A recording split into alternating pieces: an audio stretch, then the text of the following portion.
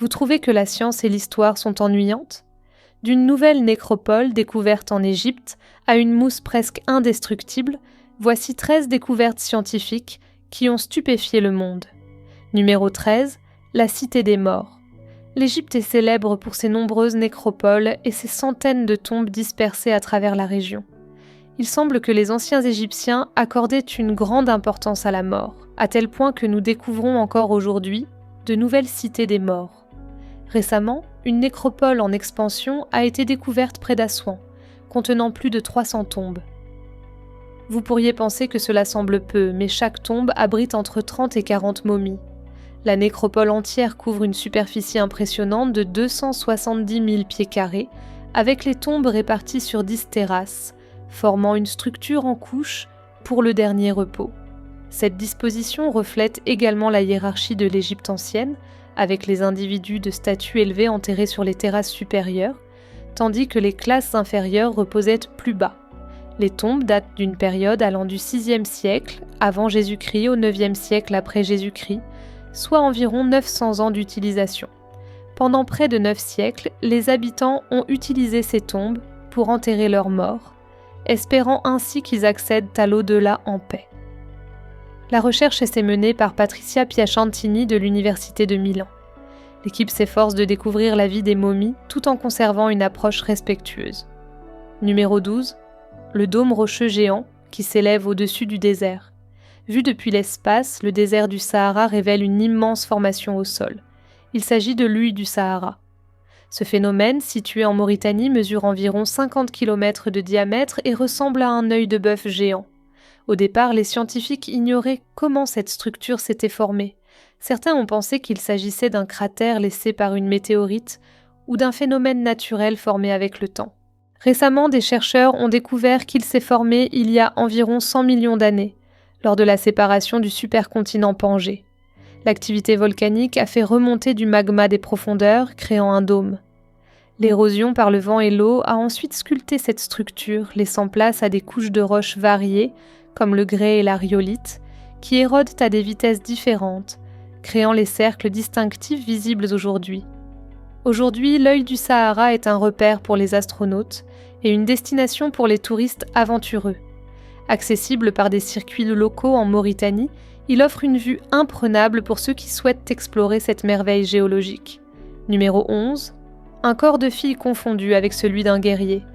En 1988, des archéologues ont découvert des restes bien conservés dans ce qui est aujourd'hui la République de Touva, en Russie. Ils pensaient alors avoir trouvé un adolescent guerrier amazone. Pourtant, des recherches récentes révèlent que ces restes appartenaient en réalité à une fille de 12 ans. Enterrée avec un arc en bouleau, une hache et 10 flèches, cette jeune fille a possédé des compétences de combat dignes des guerrières amazones.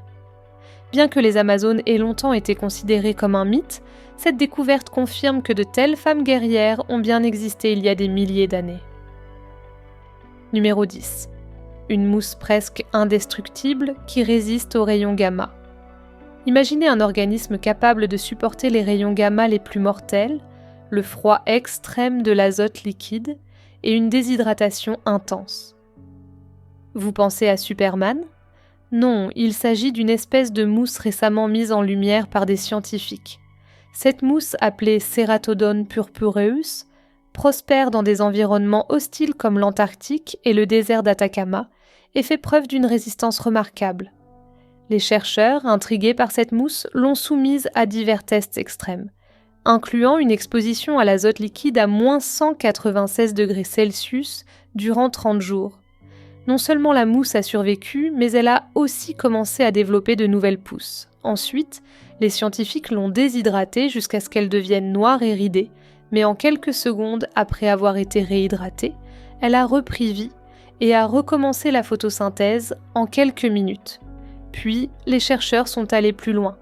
Si 4 grès de radiation suffisent à tuer un humain, cette mousse peut survivre à des doses des milliers de fois plus élevées. Il a fallu 4000 grès pour affecter cette mousse, ce qui n'a pas d'égal parmi les organismes connus. Cette résistance incroyable pourrait un jour être utilisée dans des missions d'exploration spatiale, notamment pour terraformer Mars. Les scientifiques ont déjà soumis la mousse à des conditions simulant celles de la planète rouge avec des fluctuations extrêmes de température et des radiations élevées. Cet organisme pourrait jouer un rôle clé dans la transformation de Mars en un environnement habitable, ce qui est tout simplement fascinant. Numéro 9. L'arbre marcheur en Nouvelle-Zélande. En Nouvelle-Zélande, on trouve un arbre connu sous le nom de l'arbre marcheur. Bien sûr, cet arbre ne se déplace pas vraiment, mais il semble faire un pas à cause de sa forme unique. Cet arbre, le rata du Nord, culmine à environ 105 pieds, faisant de lui un géant dans le paysage néo-zélandais. Grâce à son caractère distinctif, il a été couronné arbre de l'année 2024 en Nouvelle-Zélande. Le rata se dresse seul dans une prairie près de Kamea, sur la côte ouest de l'île du Sud. Ses racines massives, qui ressemblent à des pattes, et ses branches imposantes donnent l'impression que l'arbre se déplace à travers le paysage, comme dans un conte de fées. En plus de son apparence saisissante, cet arbre est très ancien, datant d'une époque où les forêts environnantes étaient encore intactes, il y a environ 150 ans. Il est aujourd'hui le dernier survivant de sa forêt, un véritable gardien de l'histoire naturelle de la région. La famille de fermiers qui possédait la terre à cette époque a vu l'importance de cet arbre et a choisi de le préserver. Aujourd'hui, cet arbre majestueux continue de témoigner des changements des saisons et des générations, symbolisant la résilience et l'adaptation, inspirant tous ceux qui le visitent. Numéro 8. Les experts recréent la bière de l'Égypte antique. Bien que les Romains étaient célèbres pour leurs festivités, les anciens Égyptiens n'étaient pas en reste lorsqu'il s'agissait de profiter de la vie. Ils aimaient leurs festins, et particulièrement leur bière. Récemment, un brasseur de l'Utah, Dylan McDonnell, a réussi à recréer une bière telle qu'elle était consommée il y a 3500 ans, en se basant sur une recette égyptienne antique. McDonnell s'est inspiré du papyrus Ebers, un ancien document contenant des recettes médicinales et de bière. Il a sélectionné des ingrédients comme les dattes du désert, le miel, le cumin noir et l'encens. La recette était facile à compiler, mais trouver les ingrédients a été un défi, notamment pour les figues sycomores, mais avec l'aide de collègues et de chercheurs, il a pu rassembler tout ce qu'il fallait. Il a utilisé de l'orge pourpre égyptienne et du blé amidonnier, des céréales utilisées dans l'Égypte antique, pour fabriquer sa bière. Dans son arrière-cour, McDonnell a brassé environ 10 gallons de cette boisson antique, qu'il a nommée cyanure aigre. Les dégustateurs ont décrit le goût comme acidulé, avec des notes florales, rappelant une gauze allemande, et avec une teneur en alcool de 5%. Bien que surprenante pour les palais modernes, cette bière offrait un aperçu authentique des goûts des anciens Égyptiens. Numéro 7. Un jardin vieux de 2000 ans d'un empereur tyrannique. Tout récemment, des archéologues ont fait une découverte fascinante. Un jardin datant de 2 millénaires, appartenant au tristement célèbre empereur romain Caligula, un dirigeant notoire de l'Antiquité. Les vestiges de ce jardin ont été mis au jour par des ouvriers lors de travaux de construction près du Vatican, dans le cadre d'un projet visant à aménager une nouvelle place piétonne entre le château Saint-Ange et la basilique Saint-Pierre.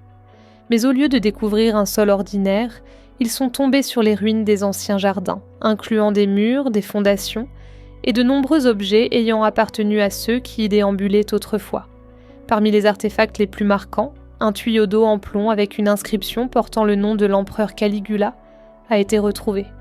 Cette gravure constitue une preuve directe liant ces jardins à l'empereur extravagant.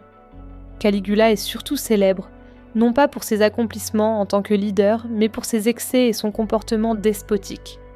Il est connu pour ses décisions étranges et extravagantes, et l'une des anecdotes les plus bizarres à son sujet est qu'il aurait envisagé de nommer son cheval comme conseiller impérial. Ce geste, bien que choquant, reflète parfaitement le caractère imprévisible et excentrique de son règne. L'histoire de Caligula continue de captiver les chercheurs en raison de ses actions controversées et de l'impact durable qu'il a eu sur l'Empire romain. Numéro 6. La plus grande plante de la planète. Shark Bay, en Australie, est non seulement un refuge pour les tortues vertes et kawanes, mais abrite également la plus grande plante connue sur Terre.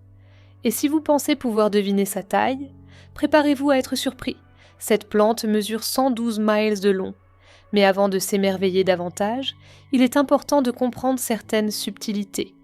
Cette plante, appelée herbe ruban de Poséidon, n'est pas un seul individu, mais plutôt un vaste ensemble de clones formant une prairie marine gigantesque. Avec une étendue de 77 miles carrés, elle est à la fois la plus grande plante et le plus grand clone au monde. Née d'une seule graine il y a environ 4500 ans, cette plante se réplique en émettant de nouvelles pousses à partir du sable, toutes génétiquement identiques. Ainsi, bien qu'elle semble être une collection de touffes séparées, elle constitue en fait un seul et même organisme. La nature ne cessera jamais de nous étonner par ses merveilles incroyables, n'est-ce pas ? Numéro 5. Des experts déchiffrent des lettres secrètes de Mary Stuart, reine d'Écosse. Mary Stuart, reine d'Écosse, fut une figure centrale des conflits politiques du XVIe siècle en Europe. Durant son emprisonnement, qui dura près de 20 ans, Marie fut capturée par sa cousine, la reine Élisabeth Ier d'Angleterre, qui voyait en elle une menace en raison de son soutien par les catholiques. Pour tenter de regagner sa liberté et son trône, Marie a utilisé des lettres codées et des messages secrets. Des chercheurs ont récemment mis la main sur ces correspondances et se sont attelés à leur décryptage. Ces lettres ont été trouvées dans différentes archives européennes. Pour percer le code, les experts ont commencé par identifier des motifs et des symboles récurrents, les comparant à des textes en clair connus de la même période. Petit à petit, ils ont réussi à assembler les morceaux du puzzle cryptographique utilisé par la reine.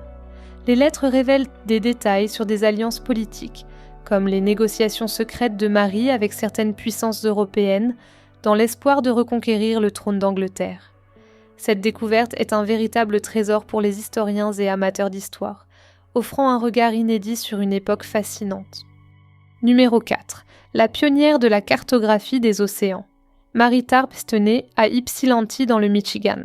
Son père était cartographe des sols pour le département de l'agriculture des États-Unis, ce qui a suscité son intérêt pour la cartographie et la géologie.